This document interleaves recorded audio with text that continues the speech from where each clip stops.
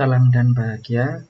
Pada pertemuan minggu ketiga, kita akan membahas tentang benih dalam bentuk bibit.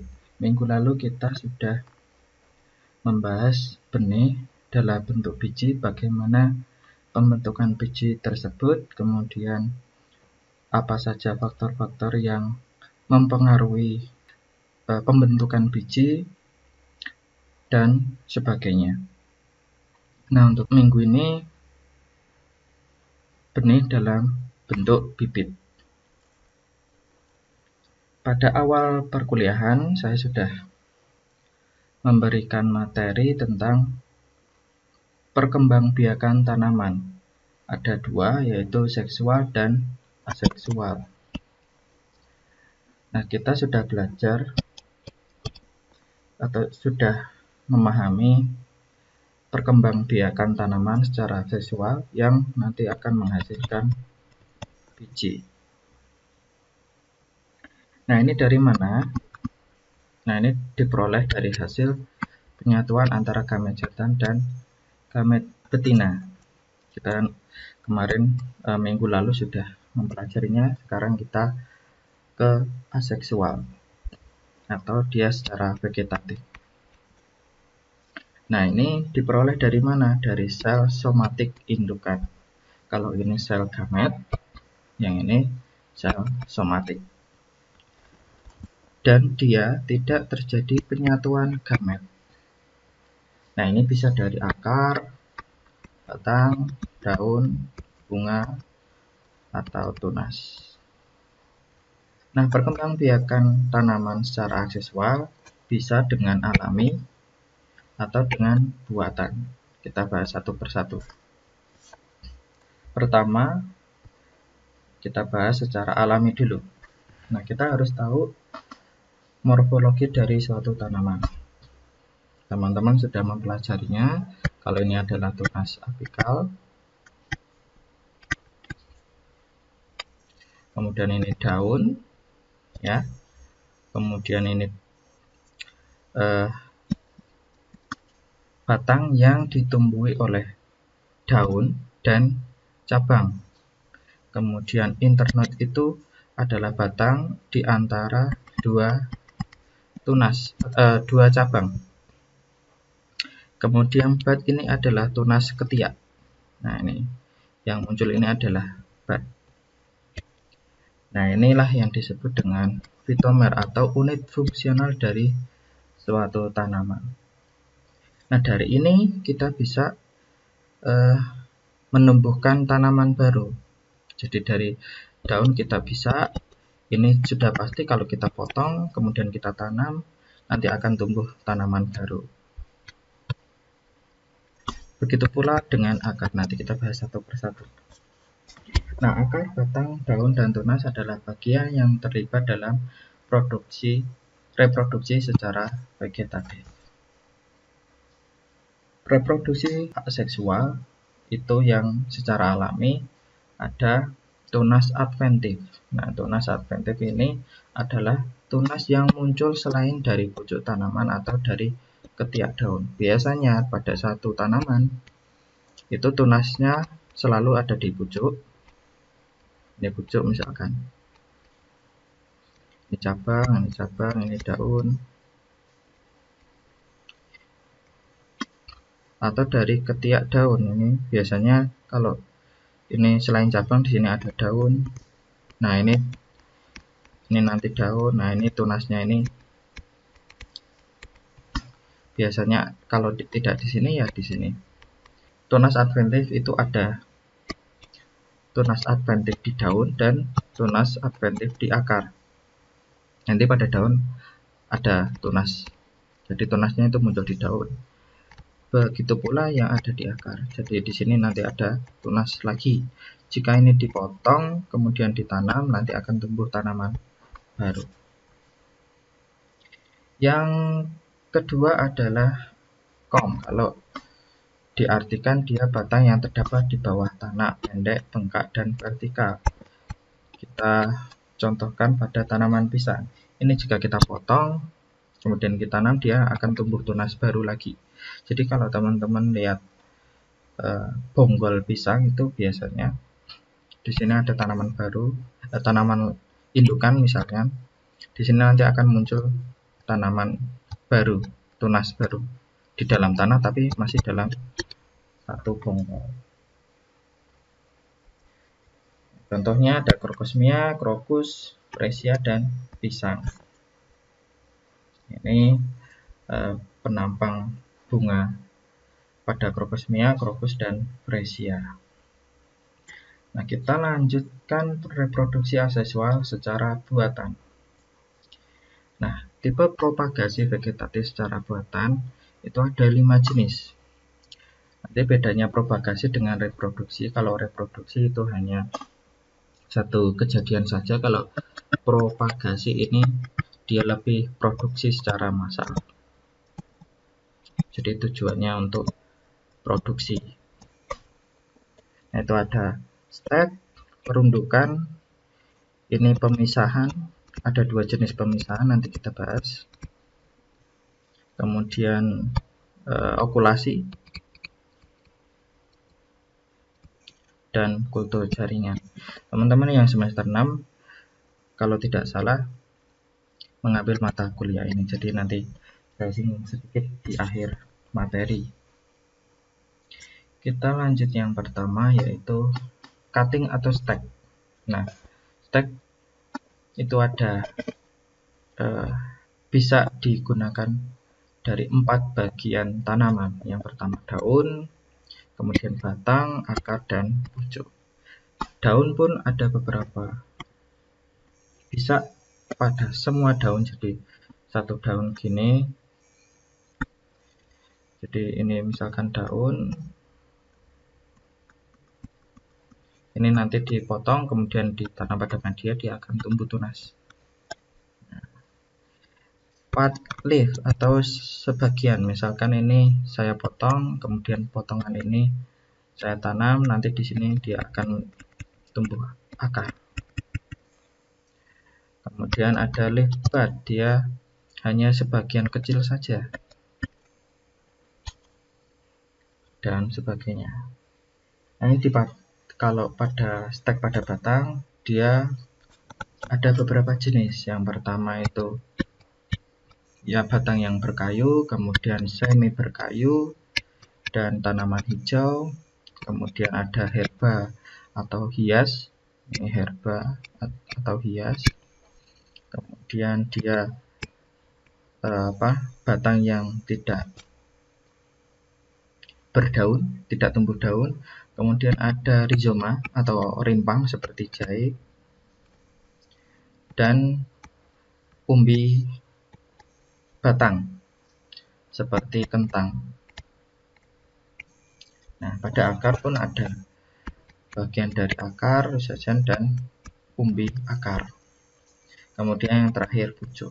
Kalau pucuk gampang, tinggal potong pucuk kemudian ditanam di media, dia akan tumbuh tanaman baru.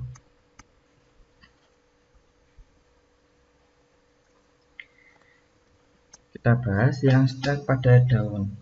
Nah, tipe stek daun seperti yang saya ulas pada slide sebelumnya, itu ada yang bagian seluruh daun, kemudian sebagian daun, dan tunas daun. Nah, untuk seluruh daun tadi sudah saya sebut, ini daunnya dipotong kemudian ditanam, maka dia akan tumbuh. Jadi ini tanaman baru. Kemudian sebagian daun tadi dipotong kemudian ditanam, dia akan tumbuh akar kemudian jadi tanaman baru. Dia beregenerasi dari jaringan daun. Nah, kalau tunas daun tadi itu pada cabang atau cabang ini dipotong kemudian ditanam, maka dia akan tumbuh akar. Jadi ini yang benar. Nah,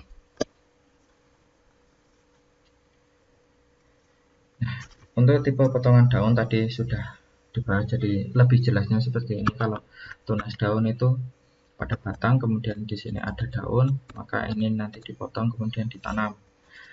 Kemudian yang kedua ini tangkai daunnya. Jadi jika ini daun, maka ini ada tangkainya, tinggal kita tanam aja.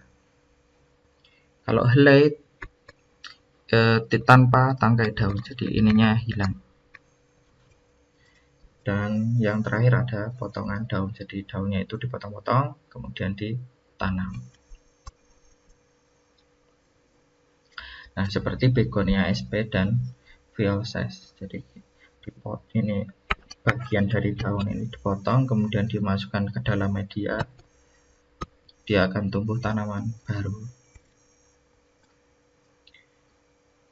Nah, ini seperti ini. Nah, tanaman baru yang kecil ini ya, yang dilingkari warna merah ini sama dengan ini, dia disebut dengan plantlet. Tanaman baru yang kecil pada kultur jaringan nanti akan sering disebut.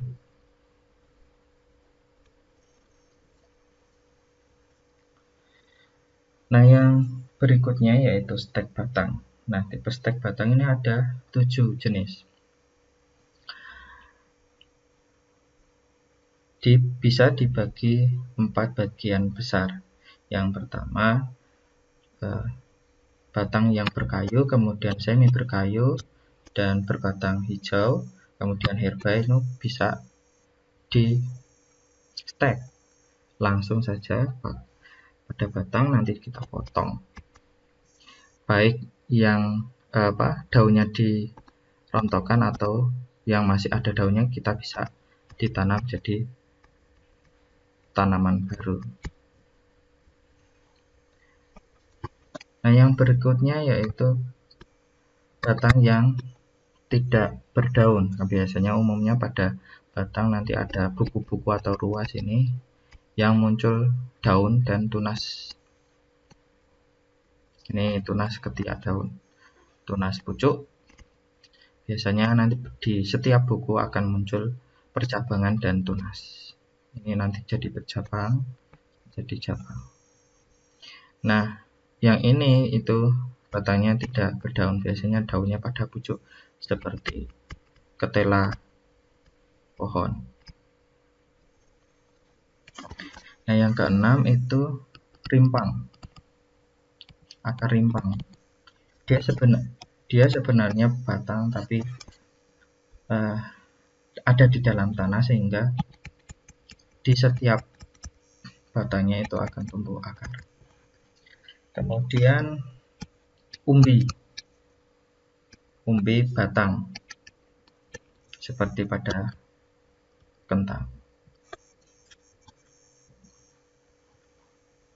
Nah, ini contoh dari batang berkayu di stek. Ini tinggal ditanam pada media tanaman. Ini 2 minggu setelah tanam, dan ini 5 minggu setelah tanam, jadi tanaman baru.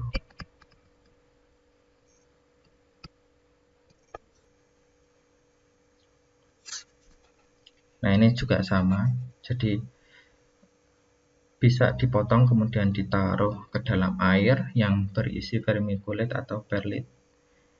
Nanti ini akan membantu merangsang pertumbuhan dari akar. Jika diambil, maka nanti akan seperti ini. Ini sudah tanaman baru.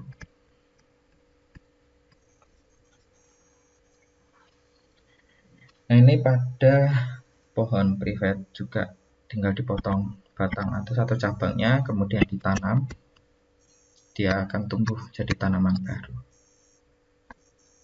Jadi ini salah satu reproduksi tanaman dalam bentuk bibit. Umumnya karena nanti ada plus minus dari kedua jenis benih. Nah, ini sama seperti yang berkayu, dia kalau batangnya warna hijau atau tidak berkayu, ini sama, tinggal dipotong kemudian ditanam di media, akan jadi tanaman baru.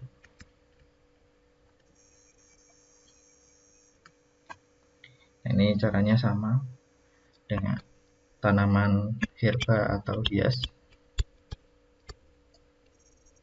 seperti aglonema, monstera, dan seterusnya. Nah, ini yang leafless cutting stem atau yang batang tadi yang tidak berdaun tadi ya, seperti pada ketela pohon. Jadi tinggal ditanam aja, dipotong. Ini ada buku-bukunya, kita tinggal lihat mata turnasnya itu berada di mana letaknya, tinggal kita potong, nanti akan tumbuh akar. Ini akan tumbuh tanaman baru. Nah, ini seperti ketela pohon ya. Untuk mengembangbiakan ketela pohon sebenarnya sangat mudah, tinggal ini potongnya kita potong kecil-kecil, terus kita tanam, dia akan tumbuh jadi tanaman baru. Jadi sangat mudah sekali, tinggal perawatan dari airnya, kemudian tanahnya, tinggal kita fokus ke media. Nah, ini yang stek akar, jadi ada root section ini, jadi akarnya kita potong, kemudian kita tumbuhkan. Ini yang pertama, dari bagian dari akar kita potong, kemudian kita tanam. Untuk yang tuberous root atau umbi akar ini, jadi akar yang ada umbinya itu nanti kita potong, kemudian kita tanam jadi tanaman baru. Contohnya kalau cutting atau stek pada pucuk banyak sekali ya, ada anthurium, aglonema, adenium, philodendron, dan sebagainya. Jadi kita tinggal potong pucuknya, kemudian kita tanam. Dia akan tumbuh jadi tanaman baru. Seperti ini ya. Mudah nanti.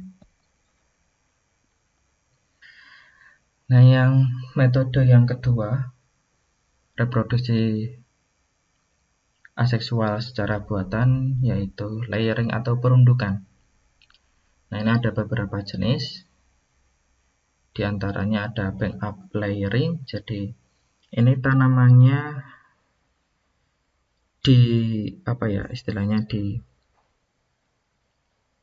diberi tanah lagi, jadi sehingga batang ini tertutupi oleh tanah. Nah, yang batang yang tertutup oleh tanah, dia akan merangsang tumbuhnya akar. Nah, setelah sudah lebat, kita bisa potong, kemudian kita pindah jadi tanaman baru.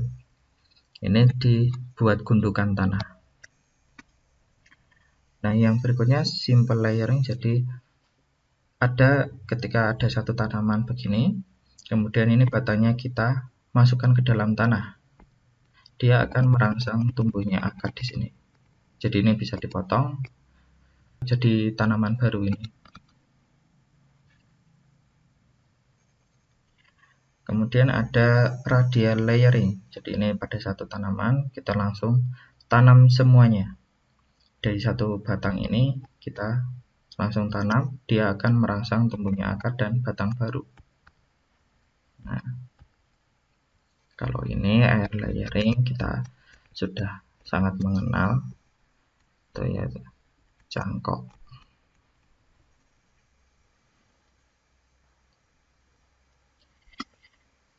Nah, ini salah satu contoh simple layering dari pohon. Agar mempercepat keluarnya akar itu kita lukai, kambiumnya kita buka agar jaringan di dalamnya terbuka, kemudian kita masukkan ke dalam tanah, dia akan merangsang tumbuhnya akar. Nah, ini tinggal dipotong aja sudah jadi tanaman baru. Nah, ini cangkok. Tekniknya nanti teman-teman sepertinya sudah paham betul ya, nanti kalau ada yang KL biasanya banyak sekali yang melaksanakan ini, cangkok dan okulasi atau grafting kita bahas. Nah, ini salah satu contoh pembuatan cangkok pada tanaman. Teman-teman nanti bisa mempelajari lebih lanjut lagi, barangkali sudah paham, jadi saya tidak terlalu menjelaskan secara detail ya. Jadi sistemnya merangsang akar pada batang ini, kemudian nanti kalau sudah terbentuk akar, ya ini terbentuk akar putih kayak gini, ini media biasanya pakai serabut kelapa, arang sekam, dan lain sebagainya. Nah, ini untuk merangsang tumbuhnya akar, tetapi harus dibuka dulu kambiumnya agar nanti lebih cepat keluar akarnya. Kemudian ini dipotong dan ditanam. Keuntungannya dia akan sama persis dengan indukannya. Kalau indukannya bagus, unggul, maka anakannya juga akan bagus. Nah, ini natural layering atau peruntukan secara alami itu pada tanaman Grecomaederaceae. Biasanya banyak sekali di pekarangan, di lahan yang kosong biasanya banyak. Biasanya disebut kalau di luar sana ground ivy. Saya lupa bahasa daerahnya ini. Mungkin teman-teman di setiap daerah berbeda bahasanya ya. Nah, ini salah satu tanaman yang dapat diperbanyak beberapa metode. Bisa stek daun, stek tunas daun, ini stek batang juga bisa. Kemudian perundukan juga bisa di tanaman sukun ini. Tanamannya mudah sekali untuk diperbanyak.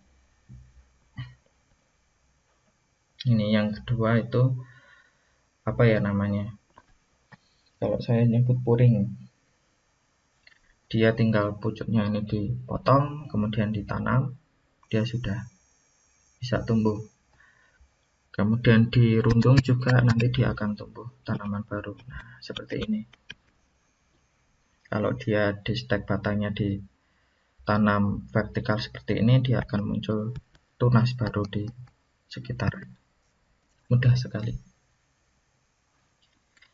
Nah, yang berikutnya, yang ketiga yaitu pemisahan.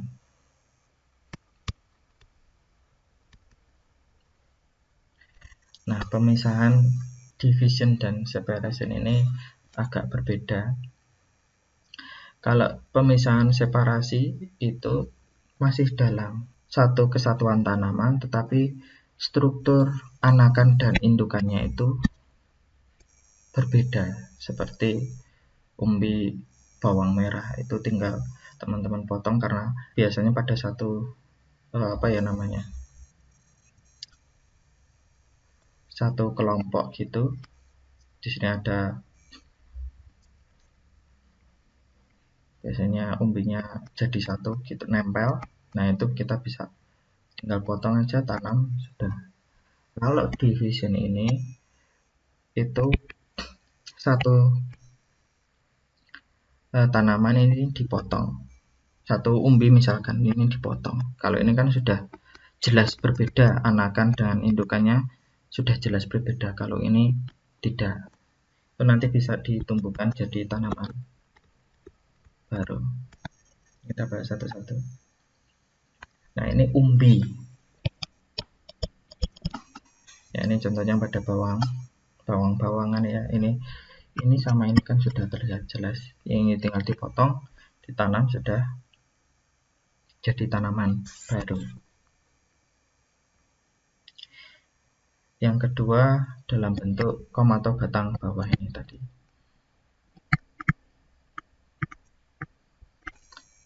Nah, ini juga ini ketika dipotong nanti jadi tanaman baru.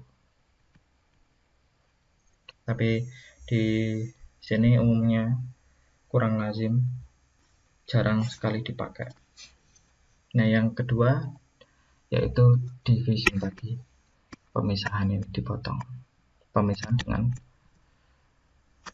struktur indukannya ini dipotong kecil-kecil. Jadi contohnya pada jahe.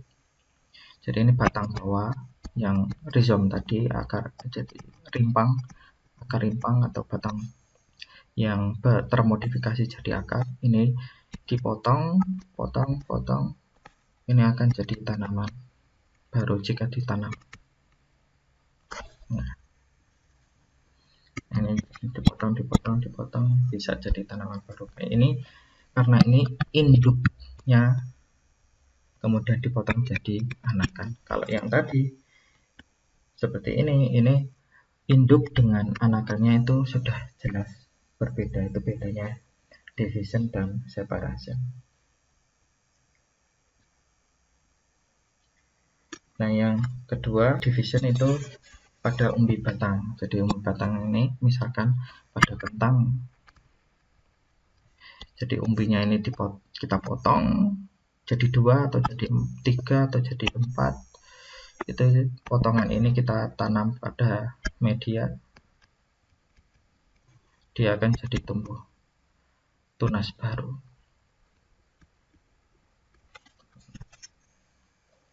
Nah, seperti ini. Ini bekas potongan ya, kelihatan. Ini nanti dia akan tumbuh akar, tumbuh daun. Nah, yang berikutnya umbi akar, sama. Umbi batang dan umbi akar sama.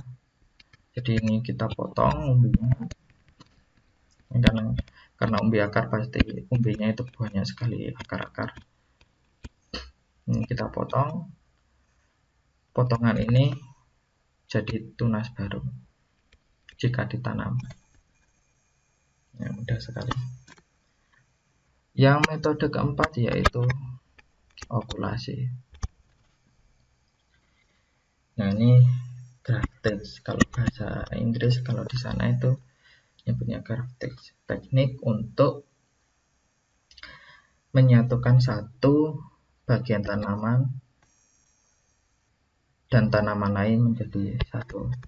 Jadi bisa dari batang bawah, batang atas, kita sambung jadi tanaman baru yang sangat berbeda. Ada 2 basic dari grafting atau okulasi ini, yaitu budding dan grafting. Kalau grafting kita sebut okulasi ya. Kita bahas. Nah, ini basic dari grafting. Dia tanamannya, batangnya kita potong sampai kelihatan kambiumnya. Yang tanaman yang lain ini kita potong juga. Ini biasa, ini dari pucuk, ini batang bawah, ini batang atas.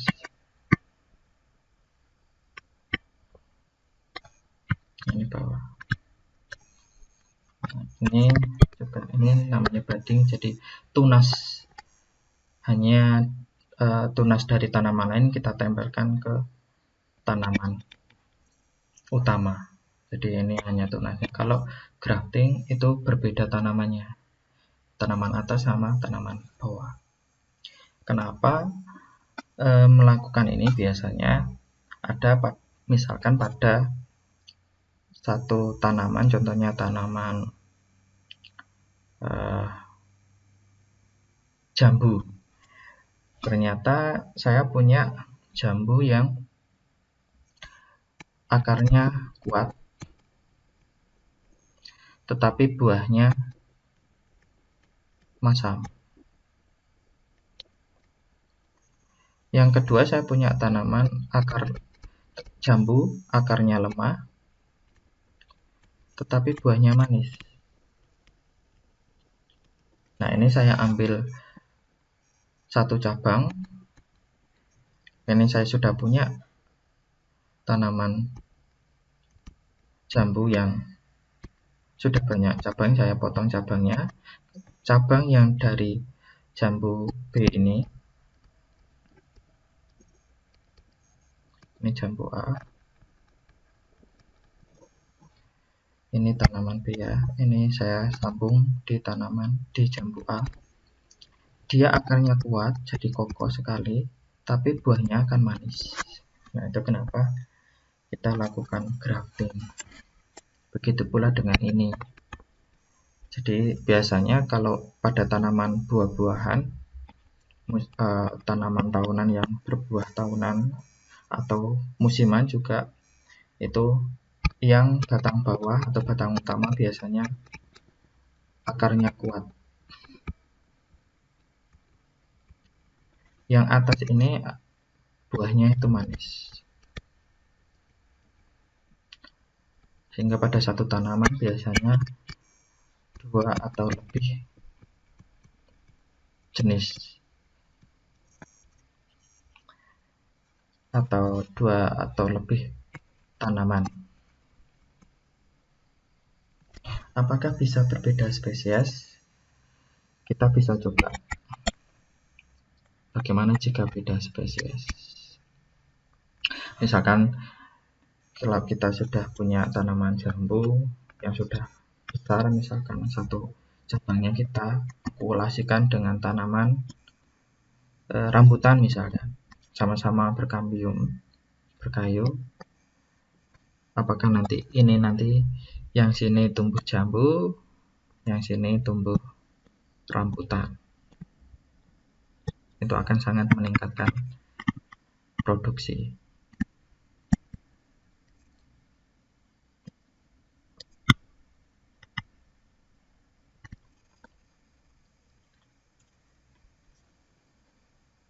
Nah, ini caranya sama persis dengan yang saya utarakan tadi. Jadi nanti teman-teman bisa mempelajarinya di KL. Jika sudah mengambil KL biasanya seringnya pakai dapat materi ini. Nah, kayak gini. Ini ada satu tanaman yang sangat kokoh, ini akarnya akar kuat. Kemudian kita okulasikan dengan tanaman lain yang buahnya manis. Nah, jadi ini bisa jadi setiap cabang ini berbeda. Mungkin teman-teman yang semester 6 ini ya, karena sudah tinggal 7 ke 8 harusnya sudah dapat topik. Ini bisa jadi topik penelitian.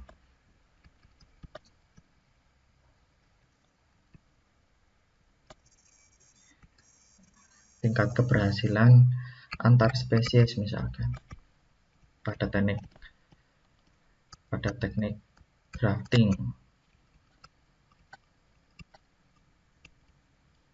okulasi tunas atau grafting. Ini sama, di satu batang ini bisa diokulasikan 4 cabang. Pokoknya kambiumnya ini harus terlihat. Nah, ini nanti dimasukkan ke sini dan harus ditutup rapat. Pada teknik grafting maupun budding harus ditutup rapat supaya apa? Agar OPT ini tidak akan menyerang. Karena ini kita lukai. Jadi ini sangat rawan sekali terinfeksi. Jaringan ini sangat rawan sekali terinfeksi. Jika ada satu celah sedikit pun, teknik grafting ini tidak akan berhasil. Pasti dia akan busuk di sini. Karena rentan sekali. Nah, ini budding, ini ada T budding. Jadi kambiumnya kita belah T, kemudian kita buka. Kita sudah punya sediakan tunasnya, kita masukkan ke dalam sini, kemudian ditutup dengan rapat. Nanti sekitar 1 bulanan kita lihat apakah dia sudah menyatu dengan tanaman utama atau belum. Kalau sudah, kita lepas jadi percabangan tanaman baru. Kalau chip budding ini hanya tunasnya ini.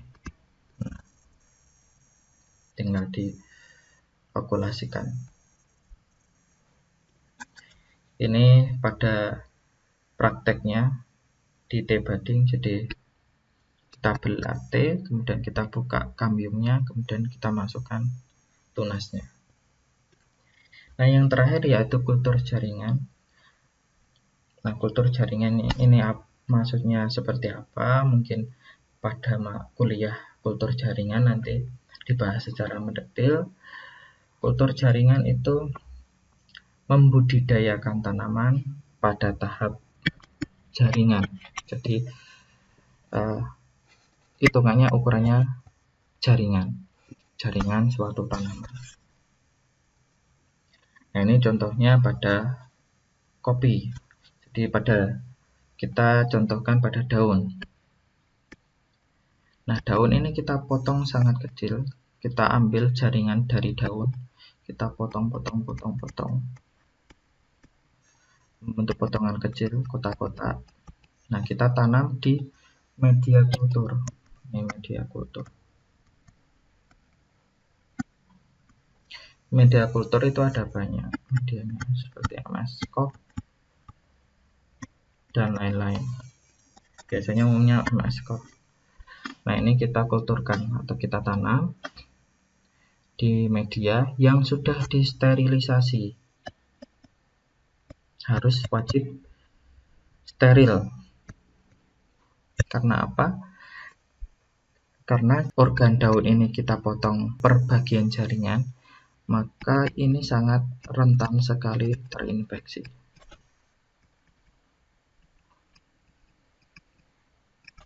Sehingga media ini harus steril. Bagaimana prosesnya nanti pada kuliah kultur jaringan dibahas secara mendetail teknis-teknisnya. Jadi ketika sudah ditanam di media kultur, nanti dari jaringan ini akan tumbuh kalus, gumpalan kalus namanya, dan embrio yang tumbuh dari potongan daun kopi. Kemudian ini akan berkembang menjadi plantlet atau tanaman kecil. Nah, dari tanaman kecil ini nanti dipisah, kemudian jadi tanaman baru. Keuntungan dari kultur jaringan yaitu proses pembuatannya lebih praktis, bibitnya sangat seragam, proses pembuatannya lebih cepat, dan jumlah besar dapat dihasilkan dalam waktu cepat. Ini sangat banyak sekali keuntungan dari kultur jaringan, apalagi pada tanaman-tanaman yang sangat sulit sekali dihasilkan melalui biji maupun dari stek. Itu sangat susah sekali dan sulit. Nah, ini beberapa contoh dari ruang kerja laboratorium kultur jaringan. Ini ada tempat planting, kemudian ini tempat penumbuhan atau inokulasi. Nah, sampai di situ dulu untuk materi benih dalam bentuk bibit. Apakah nanti pada aplikasi di lapangan akan membutuhkan teknik perbanyakan benih dalam bentuk bibit, itu tergantung dari kebutuhan pasar. Nah, ini teman-teman sebagai produsen benih, bagaimana caranya memproduksi benih dalam bentuk bibit. Nah, ada beberapa keuntungan dan kelemahan benih dalam bentuk biji maupun bentuk bibit. Nah, dari awal materi kedua yaitu pengertian benih dan ilmu biji, teman-teman sudah dapat menyimpulkan bahwa jika dari biji itu salah satu kelemahannya adalah benih tidak seragam, karena dia hasil dari peleburan sel gamet, jadi tidak sama dengan indukan. Makanya kita harus benar-benar selektif sekali terhadap indukannya. Jadi yang satu misalkan tahan penyakit, yang satu hasilnya tinggi, kita silangkan jadi tanaman yang berhasil tinggi dan tahan terhadap penyakit. Kelemahannya yang kedua, prosesnya sangat lama sekali. Jadi ada beberapa tingkatan proses pada tanaman, pada benih dalam bentuk biji.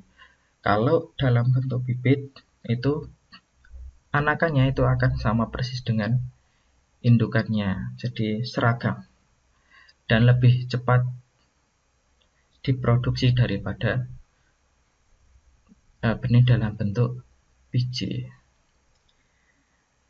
Nah, sampai itu dulu, nanti kita bahas atau kita diskusi di grup WhatsApp yang sudah terbentuk. Nanti jika ada pertanyaan-pertanyaan yang